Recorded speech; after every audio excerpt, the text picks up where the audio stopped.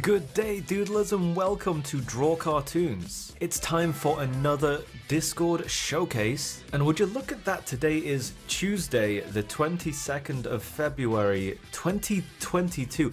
That's a lot of twos if you cheat and actually count Tuesday. So to commemorate this very special borderline palindromic day, I'm only going to show you two pieces of art. Okay, that's a joke, I'm actually going to show you several. I'm not that rotten. Anyway guys, if you do end up enjoying this video, please hit that like button and also subscribe to this channel for more videos and tutorials in the future. With that, let's make a start.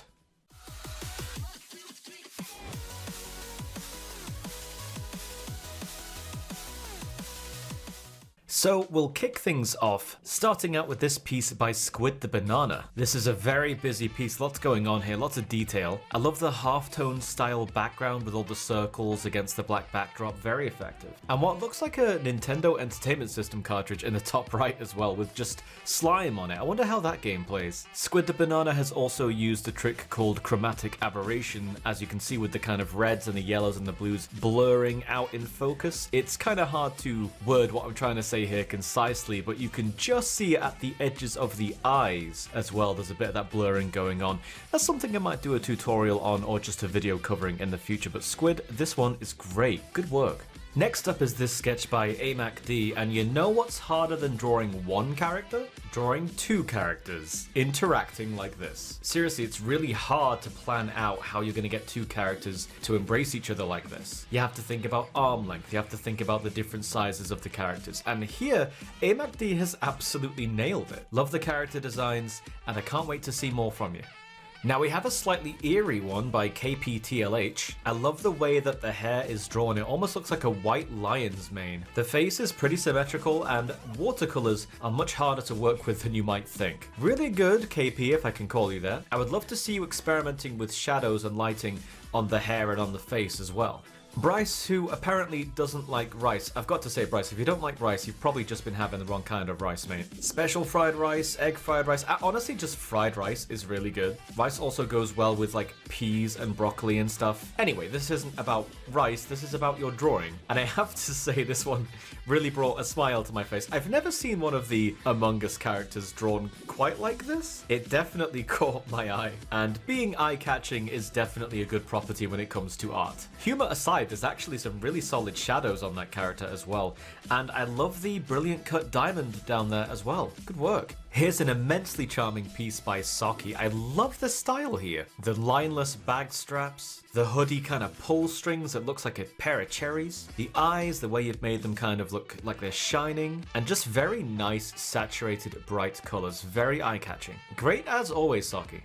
Chikn Nuggit, love that spelling, has drawn this almost cartoony, ghosty cat. I love the hair and the pattern of its fur. You've also used a very soft color for the eyes and the darker patches as well as the lines, instead of just like a pure black. And the directions of the whiskers show a bit of motion in the character, as well as that slanted ear over there as well. Simplicity at its finest. Here's some art of the robot Gort from the 1951 sci-fi film The Day the Earth Stood Still by Mabusecast. I wanted to share this one because I love the way the neck kind of blends into the shoulders here, as well as the head shape. While the backdrop is a bit plain, I do love the silhouette going on here, and I think it's time to work a few shadows into your work. Anhao has been as productive as ever, and I especially love this one on the left of the pencil. There's a real sense of motion here with the white motion lines on either side of the character, lots of expressiveness in the eyes, and also the way the bottom of the pencil bends to show the direction of movement. There's a bit of cell shading going on here as well, which adds some depth, and even a very plain single color backdrop, which can work wonders in polishing an image. An entire page of drawings from Arav. I love to see things like this. As just so much to look at here. I can see the Pac-Man ghost, I can see Patrick, I can see Squidward. There's a bit of Diary of a Wimpy Kid up there in the top right as well. I also love what appears to be more original character designs over in the bottom left here. It's almost got a graffiti art kind of style sort of vibe to it. When people are practicing drawing, I love to see when people just really throw their ideas onto a page and just keep drawing and see if if you can even bring things together into a single scene. Now, I don't see an awful lot of animations on the Discord, but I wanted to show off this one by REEBOB. This head looking very surprised as it appears to get zapped into literal ashes. Violent theme aside, I do like how this one is animated, and I also wanted to demonstrate its simplicity. It takes a lot of work to make an animation, even if it's only just a few seconds long. This is what's referred to as frame-by-frame animation. It's when you draw out each individual frame of the animation, so it's quite painstaking. And I wanted to recognize your effort there, REEBOB. Nurf has been having a lot of fun experimenting with all sorts of different expressions. Nurf, this is exactly what I like to see. Testing out different ways of drawing things, testing out different expressions and combinations of eyes with mouths. This is something that I've talked about in my tutorials before, and it's great to see it in practice right here. Jamesthehusky drew this very friendly face here, bright colours and a Disney-esque happy expression. I love the little tuft of hair, I love how big those ears get, and you've appropriately watermarked your work as well, which is generally a good idea. If you're gonna draw something and post it to the internet, please put your name on it. Good job, James.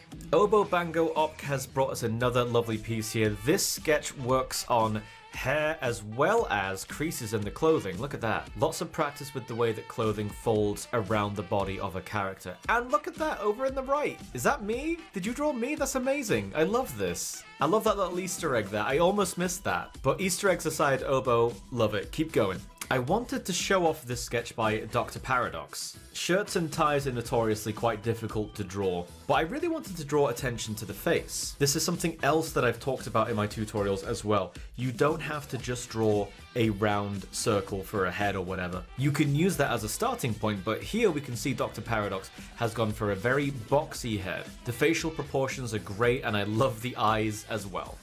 Jose here has employed a few really cool techniques that I wanted to point out. You'll see around the very edges of the drawing here that it's a bit darker. This is called a vignette and it's a very common trick in photography, but it's also something you can do with digital art. It's as simple as just making the very edges of your art darker, and what it does is it brings your attention to the center of the drawing.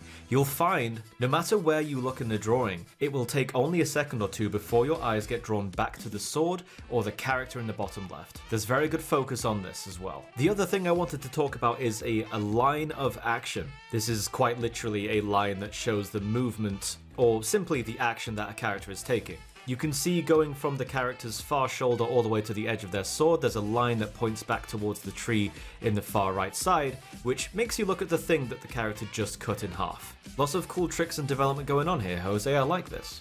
And last but certainly not least, we have CarolTheCarrot back again. I love the very pink and red attitude of this piece. I love the expression on the character in the center. I love the trick of placing the eye over the top of the hair. Despite this not being particularly realistic, it doesn't matter. It puts your focus on the character's expression, and it gives the whole thing a bit of a unique look as well. I absolutely adore the lighting on their hair as well. It's simple but just so effective. The only thing I can really recommend with this piece is try experimenting with the color of your backdrop. It's the same color as the character in the middle, and while your white border makes sure that they do still stand out, you might find that contrasting your backdrop with your focus point can be really effective in drawing attention to the character anyway. Hot and cold colors just tend to go very well together.